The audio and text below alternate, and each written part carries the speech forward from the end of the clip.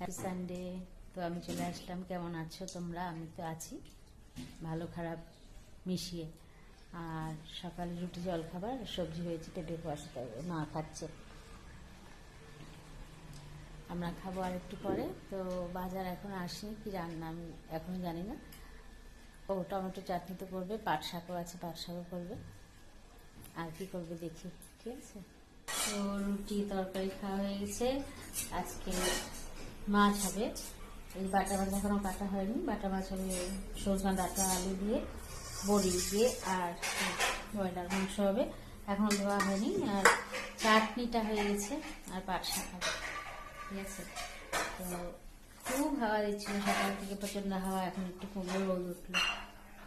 তো আমার মা ফুচকা খাচ্ছে, দেখো 3টা খাওয়া হয়ে গেছে।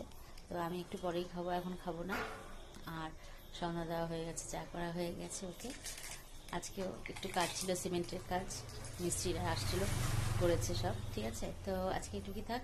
আমার ভিউজ খুব কম হচ্ছে, পাশে থেকে অবশ্যই। কালকে আবার টাটা।